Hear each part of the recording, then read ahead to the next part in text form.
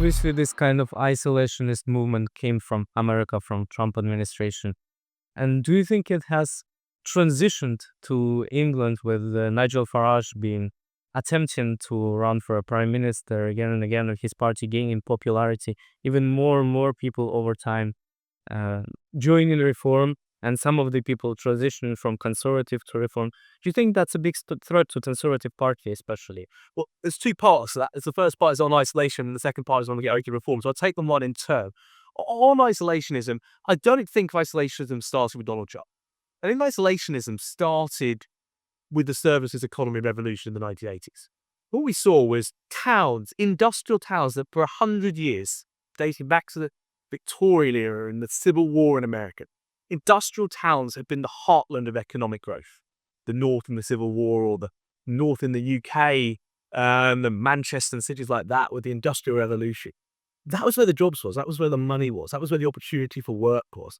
And when we hit the services economy revolution, and when industrial jobs stopped paying what they used to pay, people fled these industrial towns, fled to the city, to work long hours in office jobs in front of computers, making money on a services and financial basis.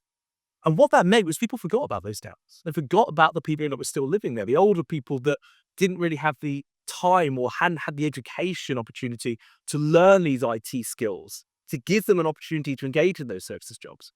And these towns crumbled, and kids were born and would move out to go to university and would never come back. And nobody remembered the towns that held our country up for 100 years. And those people started to ask themselves, what good is money going abroad when I need money here? People in power in big cities thought we had the money to spend elsewhere because they were financially stable. They didn't realize the geographical inequality that had been caused by the services revolution. Now, don't mistake me, the services revolution was a great thing. It improved living standards. It made it safer to work with less people in pits and industrial jobs. But it left people behind that have never been represented. And that is the target voter today. Those are the voters that decide elections. They decide who they think is representing them. And that kind of nicely links me on to that second point, because they are the people that are going to reform.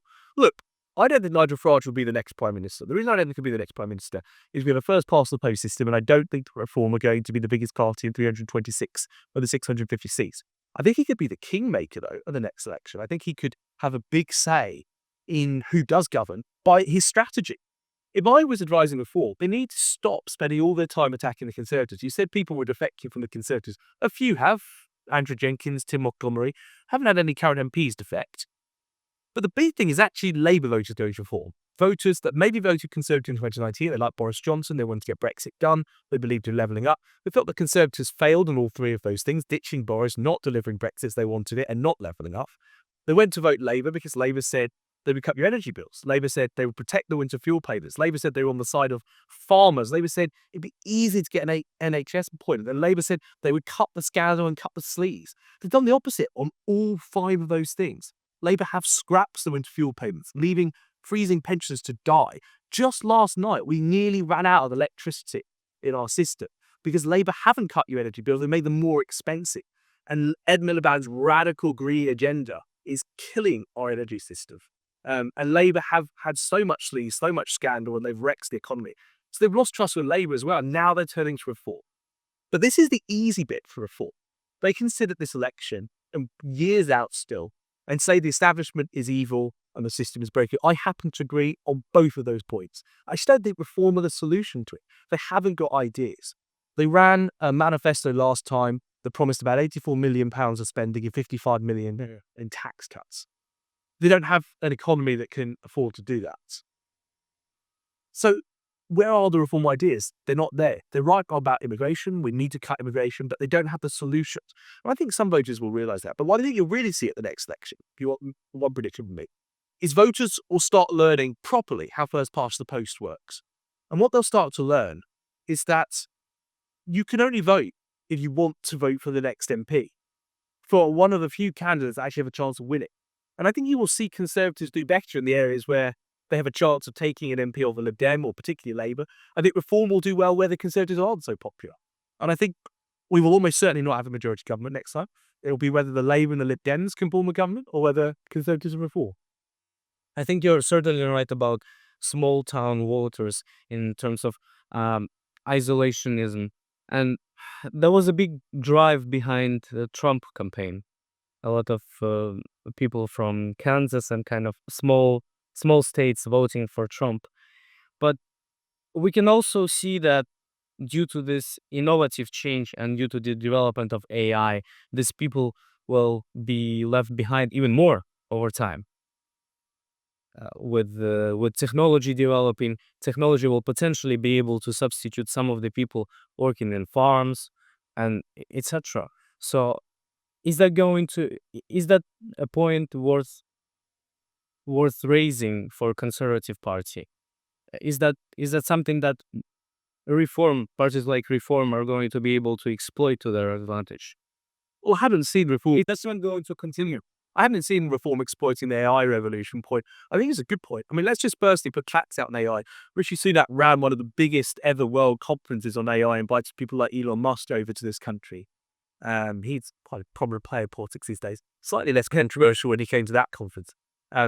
Labour scrapped our AI services budget, so Labour have given up on AI.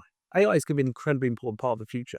I don't think it will remove all the jobs, because I think there are jobs where humans have to make decisions. And AI is not at the moment in a position where it can make a rational decision, but it can't make a decision based on emotion. And sometimes we need that in life. But let me say this. I do think technology is very important to do jobs. But I think that is that point, really. I think back to COVID, when we all worked from home. Left-wing people tell you that working from home is great. So they love being at home in their big mansions in southeast England or in London, all the space and all the time in the world, and there's no pressure on life. Those funny people that when you ask them, they say lockdown was great. They say lockdown was a wonderful time. It was sunny, we were outside, had a lovely time. But when you speak to people in poorer areas of the country, they say lockdown was crap. And why do they say that? Because it was their kid that had to go out his house and sit in McDonald's and do lessons from home. Their kid, whose school was always off because we had a 5-tiered system, and this was our government, I know, that punished northern areas. Their kid who was off because the teachers at that not-so-good school, because we don't have enough grammar schools that are achievable for working-class kids, couldn't be bothered to turn up and teach us the lessons. And their kids who didn't have access to healthcare and mental health services, so they thought about killing themselves. I knew people who took their own lives during COVID. Our generation was decimated by a pandemic and lockdown that was too heavily enforced on people's lives. But you couldn't say those sort of things. You couldn't push back against the establishment narrative that lockdown was essential, mask wearing was essential, and once you got a vaccine, you wouldn't be able to spread the virus. None of that was true. Yeah. Did we need an initial lockdown? Of course we did. We had to stop a virus that we had no way of protecting. But once we had the vaccine, once we saved the critical older people whose lives were in danger, we should have come out of lockdown for good. And we should never have closed schools, wrecking kids' lives forever. Teacher-assessed grades that will forever mean classes like mine will have grades that are not treated as seriously.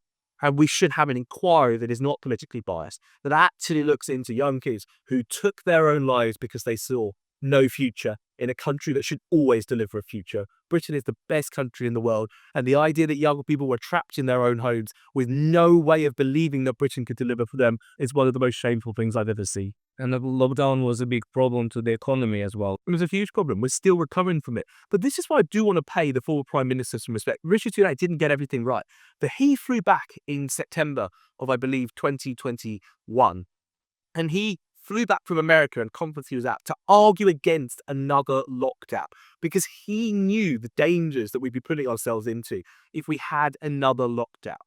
And we've got to respect that. If we'd had a third lockdown, it'd have been even worse. And Labour wanted that lockdown.